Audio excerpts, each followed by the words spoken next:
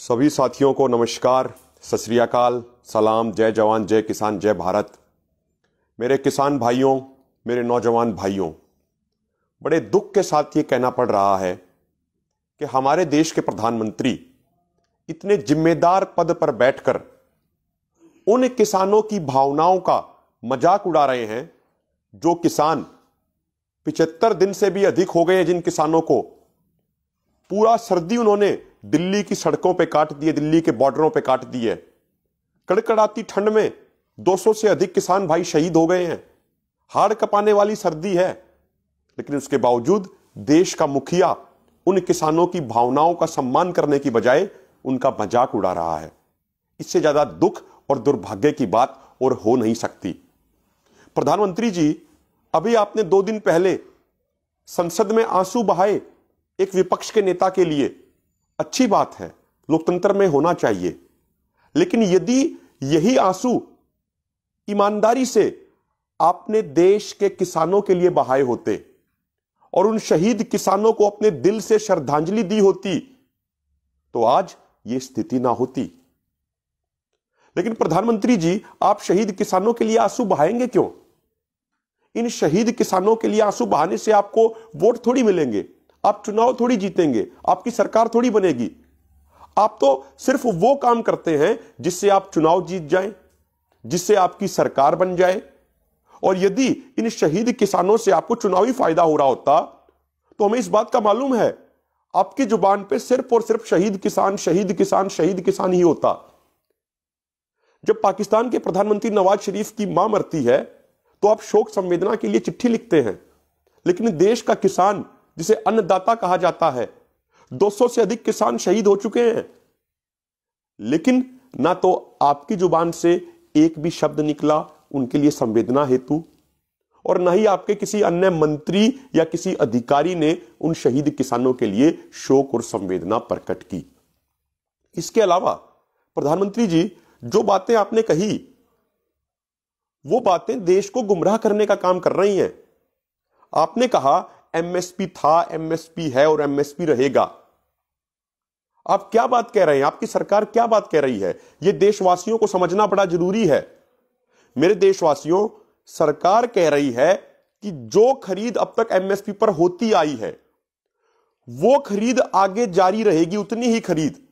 जिन 2-3 फसलों पे कुछ राज्यों में एमएसपी पर खरीद होती आई है वो आगे जारी रहेगी। यह बात सरकार लिखित में देने को तैयार है। हमारी तो यह मांग ही नहीं है। हमारी यह मांग है कि जिन 23 फसलों का न्यूनतम समर्थन मूल्य यानी एमएसपी सरकार द्वारा तय किया जाता है, उन 23 की 23 फसलों को एमएसपी पर खरीदे जाने की गारंटी का कानून बनाया जाना चाहिए। और प्रधानमंत्री जी, आपको याद दिलाना चाहते हैं, शायद आप भूल गए होंगे, 2011 में जब आप मुख्यमंत्री होते थे गुजरात के और आप उस समय कंज्यूमर अफेयर कमेटी के चेयरमैन थे, तो आपने एक रिपोर्ट भेजी थी उस समय के प्रधानमंत्री डॉक्टर मनमोहन सिंह जी को। उस रिपोर्ट के पॉइंट नंबर B3 में आपने ही लिखा था, आपके सिग्नेचर है उस रिपोर्ट पे, आपने ही लिखा था उसके पॉइंट नंबर B3 में कि किसानों के लिए एमएसपी की गारंटी होनी चाहिए, यह उनका अधिकार है। लेकिन जैसे ही आप प्रधानमंत्री बने, अपने अन्य वादों की तरह आप इस वादे से भी मुकर गए। तो हम तो आज वही चीज मांग रहे हैं जो जिसकी बात आप पहले खुद 2011 में करते थे। आप पहले बात करते थे 2014 के चुनाव से पहले कि आप 2 करोड़ रोजगार देंगे नौजवानों को, ना तो रोजगार मिले। आप बात करते थे 15 लाख के आने की, 15 लाख भी नहीं आए। आप बात करते थे स्वामीनाथन आयोग के C2+50% फार्मूले को लागू करने की, वो भी आज तक लागू नहीं हुआ। आप बात करते थे एमएसपी गारंटी कानून की, वो कानून भी अब तक नहीं बना। और उसके अलावा सबसे महत्वपूर्ण बात प्रधानमंत्री जी, ये भी समझिए, आप एक तरफ तो नारा देते हैं आत्मनिर्भर बनाने का, लेकिन यदि ये एमएसपी गारंटी कानून बन जाए तो किसान निश्चित तौर पे आत्मनिर्भर हो जाएगा। हमें समझना चाहिए कि ओईसीडी और आईसीआरईआर की रिपोर्ट ये कहती है कि यदि पिछले 17 सालों में हिंदुस्तान के किसानों को उचित एमएसपी मिलता तो भारत के किसानों को 45 लाख करोड़ रुपए ज्यादा मिलने चाहिए थे, जो उन्हें नहीं मिले। भारत के किसानों पर टोटल कर्जा अधिक से अधिक 9 से 10 लाख करोड़ का है। यदि हमें हमारा अधिकार मिला होता, यदि हमें उचित एमएसपी मिला होता, तो आज के दिन हमारे ऊपर एक भी पैसे का कर्ज नहीं होता और उसके अलावा 35 लाख करोड़ रुपया सरकार पे बकाया बचा होता। तो हमें हमारा अधिकार नहीं मिला, इसीलिए आज हम कर्जदार हैं, इसीलिए किसान परेशान होके फांसी लगाता है। तो यदि आप सच में आत्मनिर्भर बनाना चाहते हैं तो किसान के लिए एमएसपी गारंटी कानून बनाइए, जिससे वो आत्मनिर्भर बनेगा। और एक और बात, आपने भाषण में यह भी बात कही प्रधानमंत्री जी कि भाई जो नए कानून आए हैं ये कानून तो ऑप्शनल हैं, किसी को लेने हो तो ले, अन्यथा पहले वाले सिस्टम में ही अपना काम करता रहे, पहले वाली मंडी सिस्टम में ही अपनी फसल बेचते रहे। प्रधानमंत्री जी आपको याद दिलाना चाहते हैं, मध्य प्रदेश में आपकी ही सरकार है और हमारे जो कृषि मंत्री जी हैं वो भी मध्य प्रदेश से ही आते हैं। जब से ये अध्यादेश आए हैं तब से लेके अब तक मध्य प्रदेश की सरकारी मंडियां पूरे तरीके से दफन हो गई हैं इन कानूनों के कारण। मध्य प्रदेश में टोटल कृषि मंडी है 269, उनमें से 47 मंडियां पूरे तरीके से ठप हो गई। 143 मंडियों में कारोबार 50 से 60% कम हो गया। मंडी का जो टैक्स कलेक्शन था वो मात्र 36% रह गया है।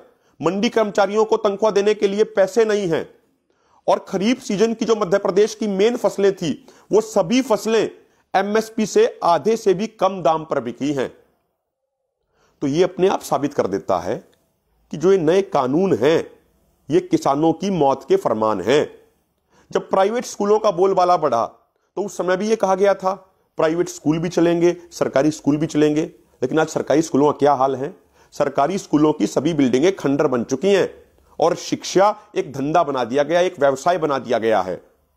बात करें हम हॉस्पिटलों की, जब प्राइवेट हॉस्पिटलों का चलन बढ़ा तो ये कहा गया था सरकारी हॉस्पिटल भी काम करेंगे, प्राइवेट हॉस्पिटल भी काम करेंगे, लेकिन सरकारी हॉस्पिटलों का हाल क्या है पूरा देश जानता है। और दूसरी तरफ प्राइवेट हॉस्पिटल इतना महंगा इलाज करते हैं कि एक आम भारतीय की तो इतनी हैसियत ही नहीं, इतनी औकात ही नहीं कि वो प्राइवेट हॉस्पिटल के अंदर चला जाए।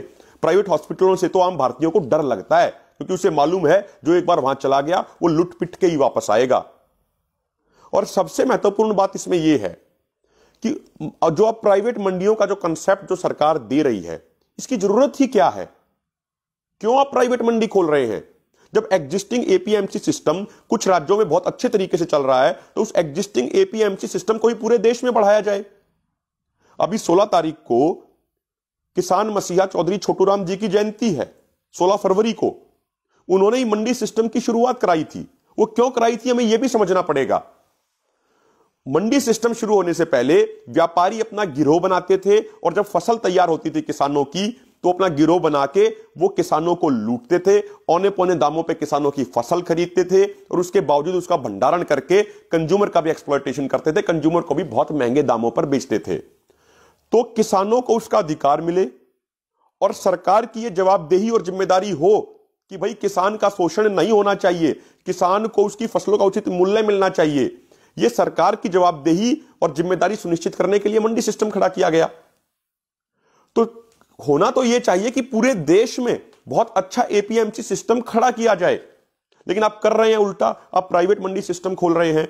उस प्राइवेट मंडी सिस्टम में तोल काटा भी प्राइवेट होगा, उसमें नियम कानून भी प्राइवेट होंगे, तो वहां तो किसान लुटेगा, वहां तो किसान पिटेगा। और एक चीज हमें और समझनी चाहिए मेरे देशवासियों कि हो सकता है कुछ शुरुआती समय में 1 या 2 साल तक प्राइवेट मंडियों में 5 रुपया 10 रुपया ज्यादा दे दिया जाए फसलों का, लेकिन जब उसका एकाधिकार हो जाएगा, जब बड़े बड़े कॉर्पोरेट घरानों का एकाधिकार हो जाएगा, तब वो अपनी असली दादागिरी करेंगे, तब वो असल तरीके से जनता और किसान का शोषण करेंगे। आप याद कीजिए बीएसएनएल और जियो के केस में क्या हुआ। शुरुआत में जियो ने फ्री नेट बांटा था ना पूरे देश को, लेकिन जब सारी दूसरी कंपनियां साइडलाइन हो गई, सारी दूसरी कंपनियां हट गई पूरे उस काम धंधे से, तो अब जियो अकेला बचा है और जियो अपनी दादागिरी चला रहा है। तो हमें यह समझना चाहिए कि जो ये नया जो प्राइवेट मंडी सिस्टम जो आया है ये एग्जिस्टिंग एपीएमसी सिस्टम को खा जाएगा और किसानों को पूरे तरीके से बर्बाद कर देगा। मैं एक एग्जांपल देना चाहता हूं। 1993 यानी 1993 में ब्रिटेन के अंदर दूध मार्केटिंग बोर्ड खत्म किया गया। उस समय किसानों ने उस कदम का विरोध किया था। 1993 से लेकर 2021 तक इंग्लैंड के अंदर, ब्रिटेन के अंदर छोटे बड़े 31,690 डेयरी फार्म बंद हो गए, लेकिन दूध का प्रोडक्शन भी बढ़ा। अब यह बात आपको समझनी है कि भाई दूध का प्रोडक्शन एक तरफ बढ़ रहा है, दूसरी तरफ डेयरी फार्म है वो बंद हो रहे हैं। इसका मतलब क्या है? इसका मतलब यह है कि जो बड़े कॉर्पोरेट हाउस हैं उनका प्रोडक्शन बढ़ रहा है, यानी इस नए सिस्टम से सिर्फ बड़े जो व्यापारी हैं वो तो जिंदा रहेंगे, किसान भी मारा जाएगा, छोटे मोटे व्यापारी भी खत्म हो जाएंगे। और एक आखिरी बात, प्रधानमंत्री जी, आपने आंदोलनकारी किसानों का मजाक उड़ाते हुए कहा कि ये आंदोलन जीवी हैं और आपने परजीवी से भी तुलना कर दी। हम ये बताना चाहते हैं पूरे देश को, ये किसान अपना पेट काटकर पूरे देश का पेट भरने का काम करता है, इसीलिए इसे अन्नदाता कहा जाता है। इसके बारे में मुझे 2-3 पंक्तियां भी याद आ रही हैं। एक मेरे साथी ने लिखी थी कि धूप है हो या छांव हो, जलते इसके पांव हैं, धारा के विपरीत बहती इसकी नाव है, जिसने हमारी भूख मिटाई उसे कहते हैं भगवान, लेकिन जिसने हमें अन्न दिया वो है मेरे देश का किसान। कभी बाढ़ ने तो कभी सूखे ने इसे सताया है, लेकिन इस बार हर बार इसने खुद भूखा रहकर पूरे देश को खिलाया है। तो ये तो देश को खिलाने वाला है। आप इसकी तुलना, आंदोलनकारी किसानों की तुलना परजीवी से करते हैं, आंदोलन जीवी उन्हें बोलते हैं। तो ये तो देश के किसानों का अपमान किया जा रहा है। और हम आपको यह भी बताना चाहते हैं कि आज आप प्रधानमंत्री हैं वो भी आंदोलन के कारण है। आज हमारा देश आजाद है वो भी आंदोलन के कारण है। आज हम गर्व से तिरंगा फहराते हैं ये भी आंदोलन के कारण है। आज हम गर्व से कहते हैं कि हम भारतीय हैं, ये भी आंदोलन के कारण है। और आप जिस माटी से आते हैं, जिस गुजरात की माटी से आते हैं, उसमें भी बड़े बड़े आंदोलनकारी दिए हैं, सरदार पटेल दिए हैं, महात्मा गांधी दिए हैं। जब 2 दिन पहले आपने आंदोलनकारी किसानों का मजाक उड़ाया तो निश्चित तौर पे सरदार पटेल और महात्मा गांधी जी की आत्मा बहुत दुखी हुई होगी कि भाई गुजरात की माटी से जो पैदा हुए वही आज आंदोलनकारियों का मजाक उड़ा रहे हैं। आजादी के आंदोलन में हजारों लाखों नौजवानों ने, शहीद आजम भगत सिंह जो आज भी युवाओं के लिए आइकॉन है, युवाओं के लिए प्रेरणा के स्रोत हैं, चंद्रशेखर आजाद, सुखदेव, राजगुरु, बटुकेश्वर दत्त, अशफाक उल्लाह खान, कितने नौजवानों ने, लाखों नौजवानों ने, करतार सिंह सराबा, इन लोगों ने अपनी शहादत दी थी उस आंदोलन में। उसी के बाद देश आजाद हुआ था।